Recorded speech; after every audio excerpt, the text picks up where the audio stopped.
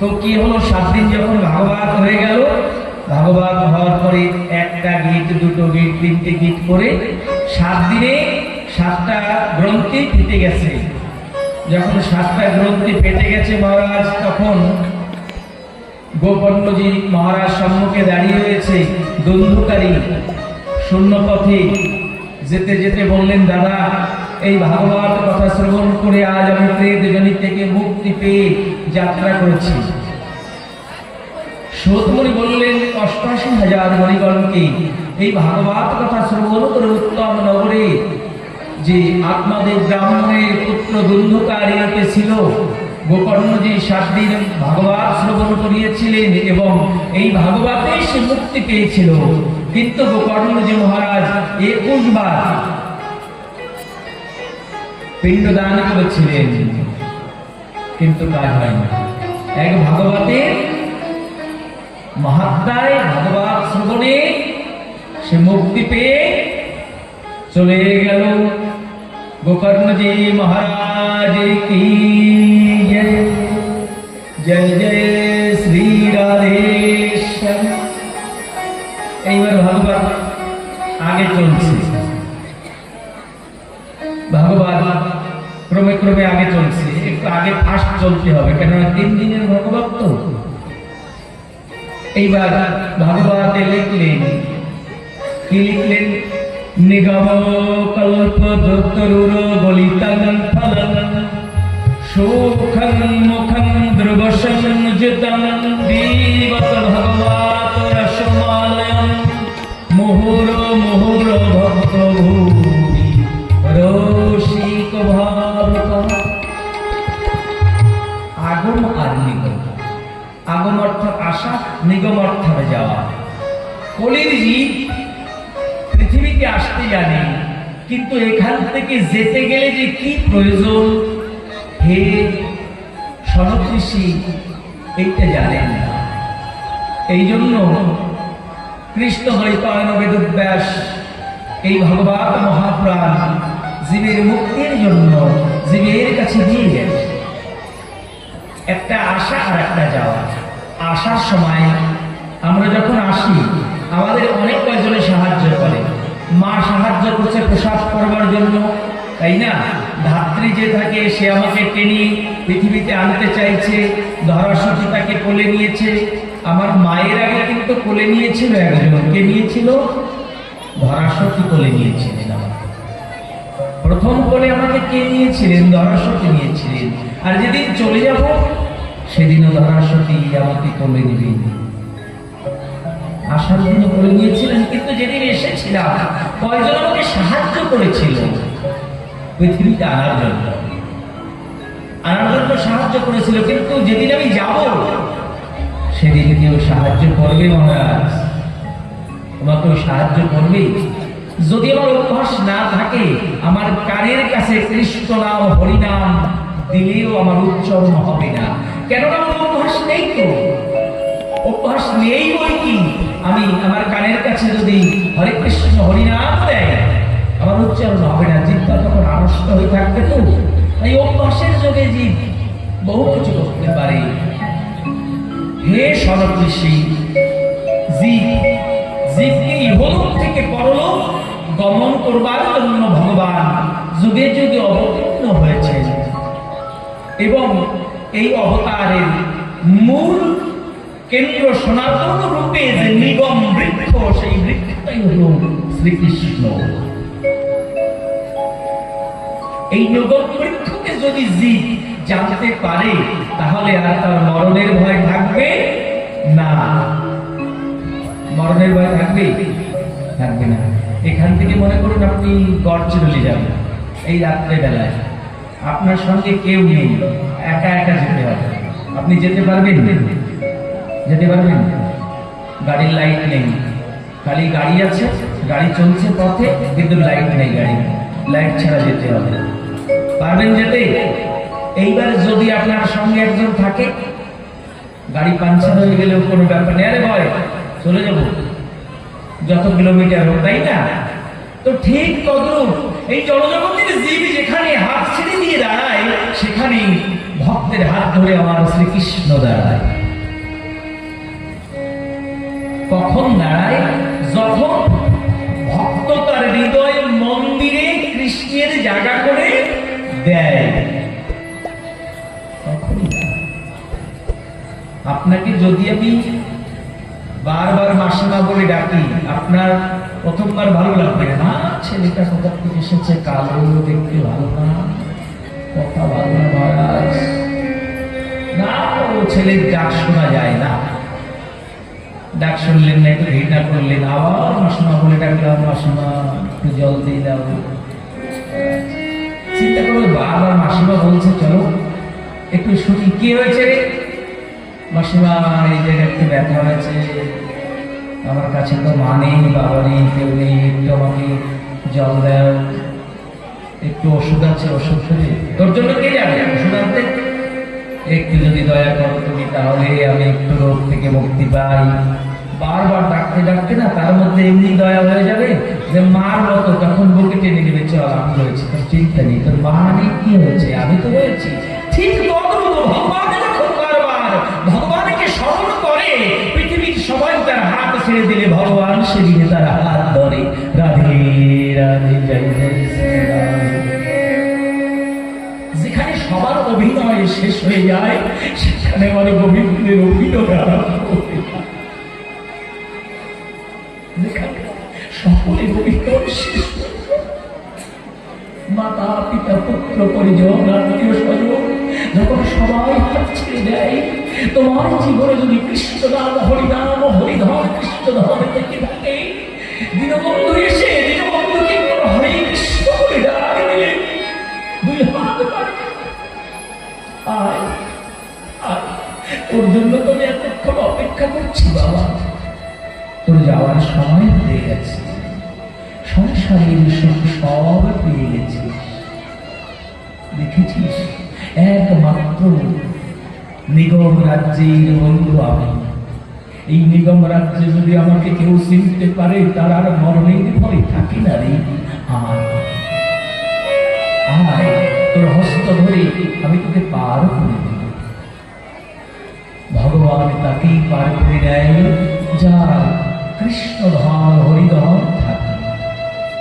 কৃষ্ণধর হরিধর না থাকলে শেষের দিনে সবাই হাত ছেড়ে দিলে তাকে লহরগির খুলে গিয়ে কত যে কাঁদতে হয়, কত যে ডাকতে হয়, কিন্তু পিছনে অভ্যাস থাকে না কিনা, তাই সেদিন আর উচ্চারণ হয় না। সময় থাকতে যদি দীনবন্ধুকে ডাকতে, সকলের শেষে সে আমার হাত ধরে, কিন্তু সারাটা জীবন কিছু সেনামোগ দেখে ভালোবাসলেন, কিছু সেনামোগ দেখে তাদের মায়ার প্রলোভনে পড়ে সারাটা জীবন তাদের ভালোবাসতে বাসতে বাসতে বাসতে জীবনের গণাদিনগুলো সব চলে গেছে। এখন বার্ধক্যে পরিণত হয়েছে, কিছু সম্ভব নেই। চরণ দোখানে এখন আর কৃষ্ণ সবাই, হরি সবাই, ভাগবত সবাই নিতে পারছে না, চরণ বন্ধু অচল হয়ে গেছে।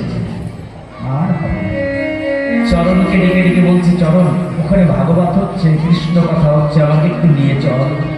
চরণ বলছে, বন্ধু তুমি যে যাবে, সময় থাকতে তুমি যাওনি তো, সংসারের কাজকে করতে করতে আমরা অকেজ হয়ে গেছি। জীবনের সময় থাকতে যদি কৃষ্ণ নামের রাধা নামের দুটি পুষ্প তুলে গোবিন্দের চরণের দেওয়ার অভ্যাস করতে, তাহলে এইভাবে আজ বারান্দায় বসে কাঁদতে হতো না। কিন্তু জীবনে তুমি করনি তো, তাই আর তোমার জীবনের সময় নেই। 1 ঘন্টা বেলা থাকতে জীব অন্ধকার দেখতে পায়, নিগম রাজ্যে জীবের যাওয়ার ইচ্ছা হয়, সাধু সঙ্গে যাওয়ার ইচ্ছা হয়, কৃষ্ণ কথা হরি কথা শুনবার জন্য মন পাগল হয়, কিন্তু সেদিন আর দেহ অক্ষম হয়ে যায়, অকেজ হয়ে যায়, আর হয় না, আর বলে নিতে পারে না তো আর কৃষ্ণ সেবার অধিকার আমার দ্বারাই হতো না। সারাটা জীবন আগর রাজ্যে পড়ে থেকে সেই অমৃত সুধা ঢেলে দিয়ে গরল নিয়ে সারাটা জীবন কেটে গেল। যেদিন বুঝতে পারে, যেদিন বুঝতে পারে তার জীবনের সব দিন চলে গেছে, আর দিন নেই,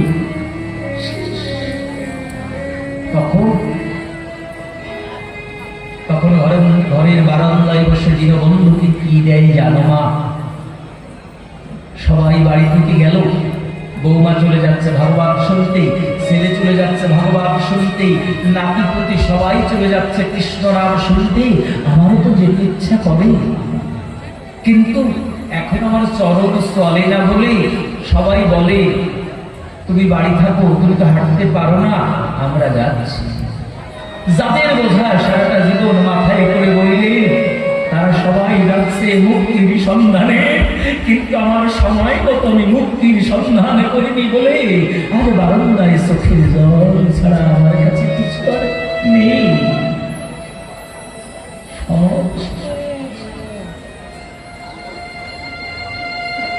ভগবান এই ভক্তদের বোঝাবার জন্য যুগে যুগে অবতার হয়ে অবনীতে এসেছিলেন, যুগে যুগে অবতার।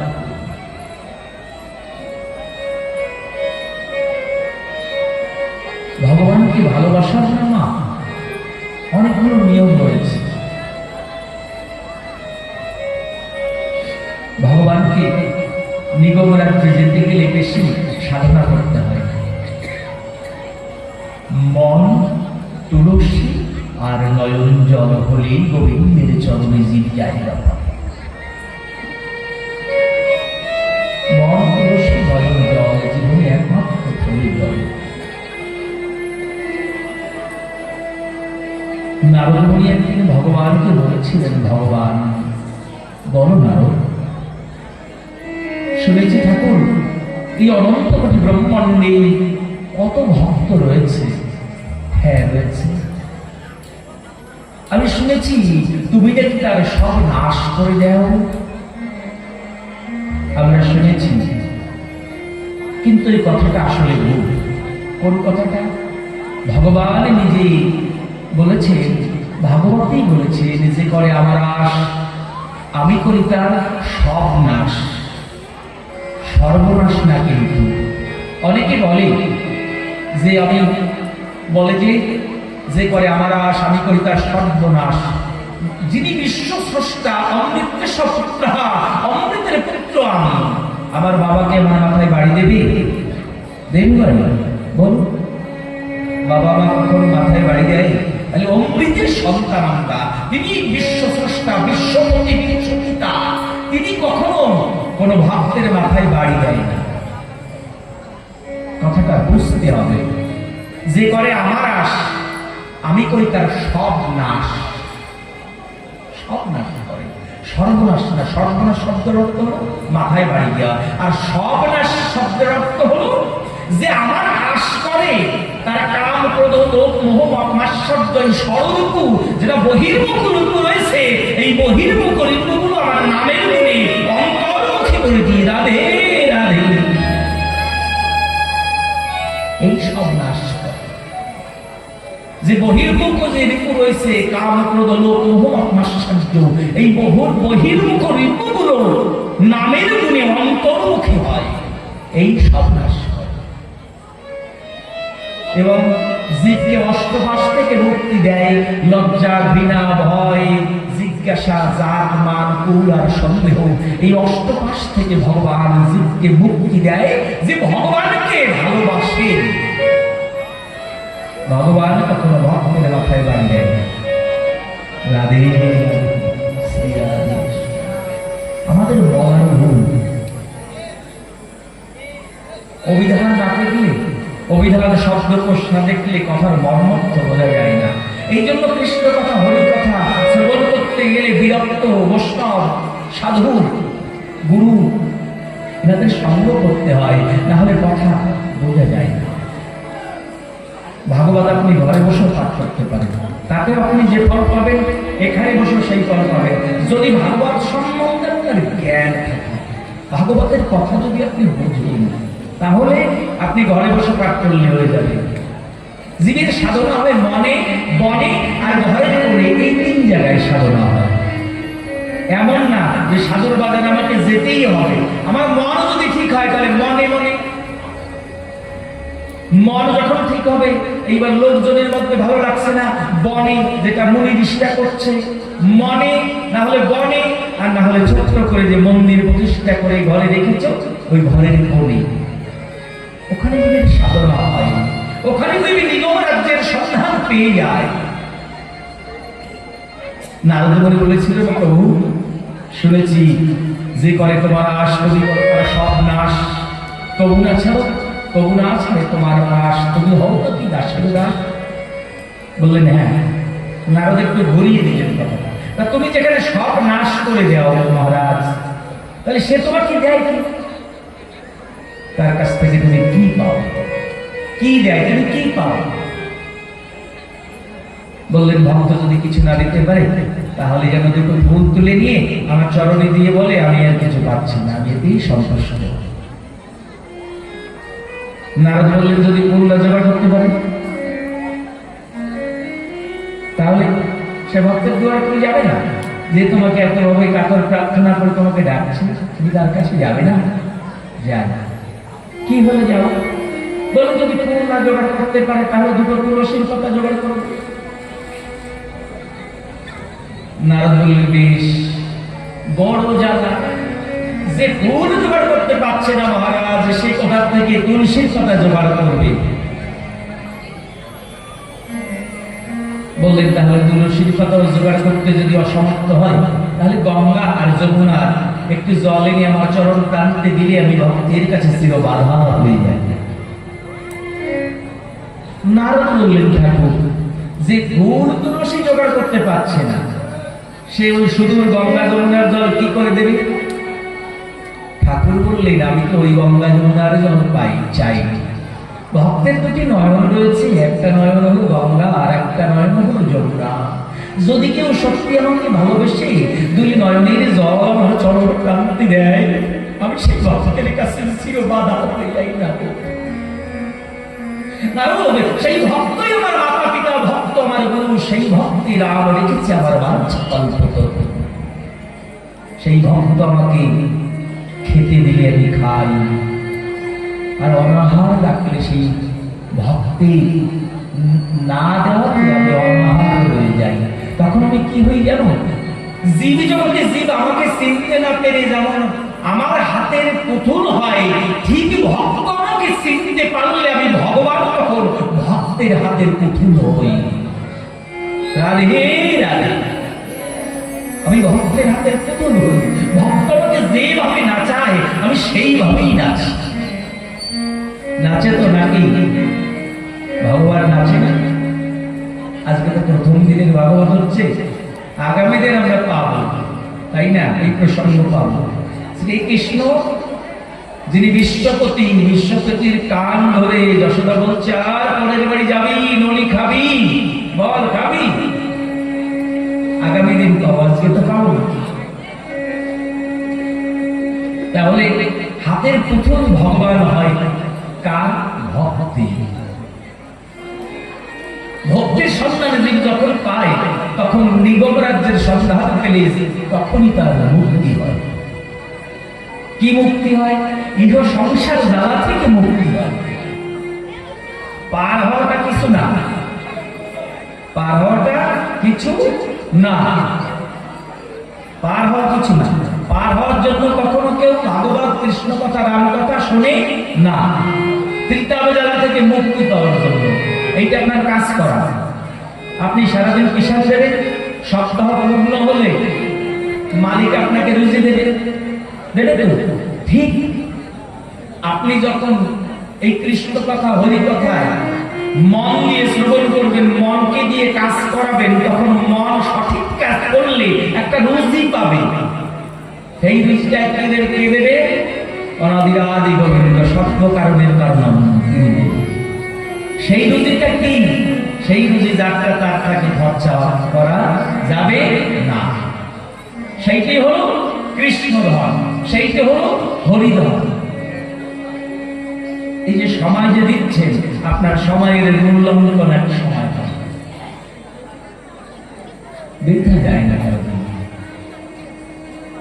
এরপরে পরে ভগবান প্রথম কুর্ম অবতার ধরলেন, দ্বিতীয়ায় বরাহ অবতার ধরলেন, তৃতীয়ায় নারদ রূপী অবতার ধরলেন, চতুর্থ নরনারায়ণ রূপী অবতার ধরলেন, পঞ্চমী কপিল অবতার ধরলেন, ষষ্ঠমী দায়িত্র অবতার ধরলেন, সপ্তমী যজ্ঞ রূপী অবতার ধরলেন, অষ্টমী ঋষভ রূপী অবতার ধরলেন, নবমী পৃথুরাজ রূপী অবতার ধরলেন, দশমী মৎস্য অবতার ধরলেন, একাদশে কুর্ম অবতার ধরলেন, দ্বাদশে ধনন্তরী অবতার ধরলেন, ত্রয়োদশে মোহিনী রূপ ধারণ করলেন, চতুর্দশে নরসিংহ অবতার ধরলেন, পঞ্চদশে বামন অবতার ধরলেন। ভগবান বামন রূপে পৃথিবীতে এসেছিলেন। এবং সপ্তদশে ধরলেন ব্যাসদেব, কৃষ্ণদ্বৈপায়ন বেদব্যাস সত্যবতী গর্ভে কৃষ্ণদ্বৈপায়ন বেদব্যাস রূপে এলেন। তবে আমরা আজকে বলি রাজার উপাখ্যান একটু শ্রবণ করি। ভক্ত চরিত্র, এই যে বলি রাজা বলির গুরু ছিলেন শুক্রাচার্য। একবার বললেন যে দেখো, কথা নাও, তুমি ভগবানের রাজ্যে ভগবানের আসন পেতে পারবে যদি তোমার শতযজ্ঞপূর্ণ হয়। এই যজ্ঞপূর্ণ হলে তবেই তুমি অমর হবে, অমরত্ব লাভ করবে। তুমি অমরত্ব যদি লাভ করতে চাও, আমাকে দিয়ে যজ্ঞ করা। 99টা যজ্ঞ হয়ে গেল, শতযজ্ঞ পূর্ণ করতে, পূর্ণ আহুতি দিতে একটু বাকি রয়েছে। এই সময় বেটি বাহন রূপে ভগবান দুয়ারে এসে দাঁড়িয়েছে। ভিক্ষার দেহি, বলি রাজার কথা ছিল যে আমার দুয়ারে একজন যাচক থাকতে আমি পূর্ণ আহুতি দেব না। পূর্ণ আহুতি তখনই দেব যখন আমার দুয়ারে কোনো ভিক্ষুক আর থাকবে না। বেটে বাহন হয়ে ভগবান এসেছেন, ভগবানের অপরম্পরা লীলা। আজ ভগবান ছোট্ট একটু ব্রাহ্মণ হয়ে, বেটে বামন হয়ে, ছোট একটা ছাতা ধরে কমণ্ডল হাতে নিয়ে একটা নেমকি করে রয়েছে, আর কিচ্ছু নেই। লজ্জা নিবারণের জন্য একটুখানি করা হয়েছে, আর ওইভাবে এসে দাঁড়িয়েছে। বিজ্ঞান দেহি, বলি রাজা পূর্ণ আহুতি দেবে। শুক্রাচার্য বললেন কথা নেও, বলি পূর্ণ আহুতি দিয়ে তারপরে যাও। যজ্ঞে যখন বসেছ পূর্ণ করো, তারপরে যাও। বললেন তাহলে কথাটা মিথ্যা হয়ে যাবে। আমি তো গুরুদেব বলেছি যে আমার দুয়ারে যতক্ষণ পর্যন্ত ভিক্ষুক থাকবে, যাচক থাকবে, ততক্ষণ পর্যন্ত পূর্ণ আহুতি দেব না। শুক্রাচার্য বললেন যে আজকে এই সময় যে ভিখারি এসেছে যে যেমন তেমন ভিখারি না। তাই বলছিলাম কি যে পূর্ণ করে পূর্ণ আহুতি দিয়ে তখন যাও। বললেন না, সম্ভব না, আমার কথা আমি এদিক ওদিকে করবো না। শুক্রাচার্য বললেন, বলি তুমি আসনে বসো, আমি দেখে আসি। শুক্রাচার্য ধীরে ধীরে গিয়েছে, দেখে ছত্র ধরে হাতে কমণ্ডল নিয়ে দাঁড়িয়ে রয়েছে। শুক্রাচার্য দেখেই বুঝতে পারলেন যে স্বয়ং ভগবান আজ বলির দ্বারে ভিক্ষুক হয়ে এসেছে, যেমন কোনো ভিক্ষুক। আসলে শুক্রাচার্য দৈত্যদের গুরু ছিলেন, কিন্তু পরম সাধক ছিলেন। এইবার দুটি নয়ন বন্ধ করে দেখলেন যে সম্মুখে যে দাঁড়িয়েছে নবনীলদ বরণ ক্ষীরদ শয়ন আত্মাতঙ্কহারী ভিক্ষুকের বেশে দাঁড়িয়েছেন বলে দুয়ারে সেই ত্রিলোকিনী হরি ভগবান নিজে দাঁড়িয়ে গিয়ে বলিকে বললেন, বলি যেও না, কেন গুরুদেব? বললেন তুমি বুঝতে পারছো না, গোলকের সেই হরি তোমার দুয়ারে ছদ্মবেশে ভিক্ষুক হয়ে দাঁড়িয়েছে। বলি রাজা বললেন, গুরুদেব, যার কাছে সবাই চায়, যার কাছে অনন্ত কোটি ব্রহ্মাণ্ডের যত জীব রয়েছে, যার কাছে সবাই ভিক্ষা চায়, যে সবাইকে দান করে, সেই দানই যদি ভিখারির দুয়ারে ভিক্ষা করতে আসে, ভিক্ষুকের মেয়ে হয়ে, তাহলে আমি তাকে না দেওয়া পর্যন্ত পূর্ণ আহুতি দেব না। যার কাছে সবাই চায়, সে যদি আমার দুয়ারে আসতে পারে, তাহলে ভয় কোথায়? গুরুদেব, পূর্ণ আহুতি করে দেব, আগে তাকে দান করে আসে। গুরুদেব শুক্রাচার্য বললেন, বলি তুই বড় ভুল করছিস, বড় ভুল করছিস। গুরু বাক্য ভুল করে বললেন, গুরুদেব, গুরু বাক্য ততক্ষণ পর্যন্ত জীবের স্মরণ থাকে, যতক্ষণ পর্যন্ত দীনবন্ধু দুয়ারে না দাঁড়াতে পারে। যখন দীনবন্ধু দুয়ারে দাঁড়িয়ে দেয়, দাঁড়াইয়া দুই হাত বাড়িয়ে দেয়, তখন গুরুর হস্ত ছেড়ে দিয়ে তার শরণাগত হয়। গুরুদেব, গুরুদেব সত্যি কথা বলুন তো গুরুদেব, সারাটা জীবন যার কাছে আপনি চেয়েছেন, সে যদি আপনার দুয়ারে এসে কিছু চায়, আপনি তাকে ফিরিয়ে দেবেন?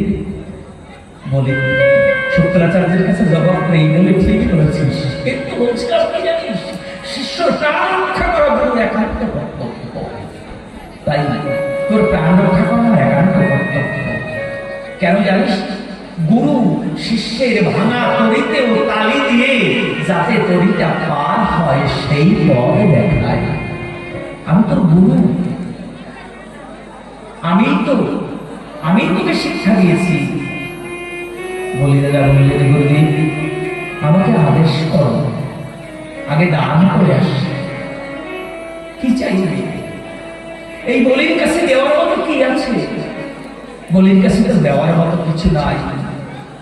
বলির কাছে যদি এই ভবন চাই, আমি হাসি মুখে দান করব। আমি চাই না রাজ্য, চাই না দেবত্বের আসন গ্রহণ করতে, চাই না আমি ভগবান হতে। কেননা তার সাধনা করেই তো আমি তার কাছ থেকে চেয়ে নিয়েছি। যার কাছ থেকে চেয়ে নিলাম, সে যদি পুনরায় আমার দ্বারে এসে আমার কাছে পুনরায় ফেরত চায়, আমি তাকে না দিয়ে পারি? তবে গুরুদেব, বলি রাজা গুরুদেবকে প্রণাম করলেন, প্রণাম করে বললেন, গুরুদেব আমাকে আশীর্বাদ করো, আমি যেন ওই বাহনের মনোবাঞ্ছা পূর্ণ করতে পারি, একটু আশীর্বাদ আমাকে করো। শুক্রাচার্য মাথায় হাত দিয়ে বলছে, আশীর্বাদ তো করছি, কিন্তু মনে হয় ভালো হচ্ছে না। বললেন, গুরুদেব তুমি এখানে থাকো, যোগ্য হবির পাশে বসে থাকো, আমি দান করে আসি। বলি রাজা গিয়ে দাঁড়িয়েছে। কি চাও ঠাকুর? বললেন, বলি শুনেছি তুমি বড় দানবী, যাচককে তুমি ফিরিয়ে দাও না, কিন্তু আমি ক্ষুদ্র ব্রাহ্মণ, আমি তোমার কাছে তেমন কিছু চাই না। তবে তুমি যদি একটু ত্রিসত্য অঙ্গীকার করো, তাহলে তোমার কাছে আমি চাইতাম। না হলে সে যদি বিমুখ হয়ে ফিরে যায়, তাহলে তুমিও লজ্জা পাবে, আমিও অপমান হব। বলি রাজা বললেন, আমি প্রতিজ্ঞা করলাম, আপনি আমার কাছে এই সময় যা চাইবেন আমি তাই দান করব। ঠাকুর বলুন, ব্রাহ্মণ ঠাকুর আমি কি দিতে পারি? বললেন, আমি ছোট ব্রাহ্মণ, তো আমার সাধনার জন্য মাত্র 3 পদভূমি চাই, 3 পদভূমি পেলেই আমি সন্তুষ্ট। বলি রাজা বললেন, আমি এত বড় একটা রাজা, আজ 3 পদভূমি, আমার কাছে একটা রাজ্য, একটা অঞ্চল, একটা প্রদেশ চাইলে আমি তাই দিতে সন্তুষ্ট হতাম। সেখানে গিয়ে তুমি তোমার ছোট্ট করে সাধনার জায়গা তৈরি করতে পারবে, কিন্তু 3 পদ ভূমি। বললেন আমি ছোট ব্রাহ্মণ তো, তাই 3 পদ ভূমি হলেই আমার যথেষ্ট, ভিন্ন প্রয়োজন নেই। বললেন দিলাম। তাহলে দেও। ছোট্ট ব্রাহ্মণ তো। এইবার বলি রাজার স্ত্রী বৃন্দাবলী আর বলি রাজার মেয়ে রত্নমালা দোতলায় দাঁড়িয়ে রয়েছে। ওই ছোট্ট ব্রাহ্মণ ঠাকুরকে দেখে, তার রূপ, তার লাবণ্য দেখে বলি রাজার মেয়ে রত্নমালা বলছে, কত সুন্দর ছেলে। এই ছেলেটা যদি আমার কোলে উঠতো, এই ছেলেটাকে যদি আমি কোলে নিতে পারতাম, আমার নারী জীবন তো অন্য হয়ে যেত। ভগবান মনে মনে বুঝে নিয়েছে, মনে মনে বলছে তথাস্তু। রত্নমালাকে আশীর্বাদ দিয়েছে তথাস্তু। তাই এখন একটু পরে যখন ত্রিপদ ভূমি চেয়ে প্রকাণ্ড কায়া ধারণ করে দাঁড়িয়েছে, তার এক পদ মর্তে আর এক পদ রেখেছে সত্যে। রত্নমালা দেখে বললেন, এ কি ছেলে বাবা, এমন ছেলে যদি আমার গর্ভে জন্ম নিত, আমার কোলে থাকতো, স্তনে বিষ মাখিয়ে বিষ খাওয়িয়ে মারতেন। ভগবান ভক্তের মনের কথা বুঝতে পেরে বলছে তথাস্তু। তাই এইবার বলিকে বলছে, এরপরে কি হলো জানেন? রত্নমালা কি হয়েছিল? ওই যে পঞ্চম দিবসে শ্রীকৃষ্ণকে স্তনে দুগ্ধ, স্তনে বিষ মাখিয়ে কে খাইয়েছিল মনে আছে আপনাদের? গ্রামে তো প্রতি বৎসরই ভাগবত হয়, তাই না? মনে নেই? পুতনা খাইয়েছিল না? অঞ্চলের যত বালকরা ছিল, 1 মাস 2 মাস 4 মাস 6 মাস 8 মাস সবাইকে স্তনে কালো বিষ মাখিয়ে নিধন করে দিয়েছিল। অবশেষে নন্দলায় গিয়েছিল, তাই না? নন্দলায় গিয়ে বললেন, শুনেছি তোর ঘরে লাল্লা হয়েছে, আমাকে একটু আমার কোলে দে। তারপরে নন্দরানী তো দিতে চায় না, দেবী না। কৃষ্ণ হাত বাড়াই দিচ্ছে, কেন? এর পেছনে প্রতিশ্রুতি, এই যে বলি অবতারে, বলির সময় বামন অবতারে তার প্রতিশ্রুতি দিয়েছিল যে আমি তোমার কোলে উঠবো। কোলে উঠেছে। এইবার স্তনে বিষ মাখিয়ে বিষ খাইয়ে মারতে, ওই স্তনে বিষ মাখিয়ে যখন খেতে দিয়েছে, পুতনাই নাশ হয়ে গেল। আসলে শ্রীকৃষ্ণের জন্মের পরে কিন্তু এই খণ্ডটা আসে, কিন্তু পিছনের ব্যাপারটা হলো এই যে পুতনা হয়ে কংসের আদেশ পালন করবার জন্য যে গিয়েছিলেন নন্দলায়, এই পুতনার পেছনের জন্ম, বিগত জন্ম ছিল বলিরাজার কন্যা রত্নমালা। এখানে জীব জগতে কি শিক্ষা পায়? এখানে জীব জগতে শিক্ষা পায় ভগবানকে নিয়ে যে যেমন মনের ভাব জন্ম দেওয়ায়, ভগবান তার সঙ্গে ঠিক এমনই খেলা করে। রাধে রাধে বলুন না, অনেক সময় বলা হয় নাই, জোরে বলুন, আরো জোরে, আরো জোরে। জয় জয় শ্রী রাধে।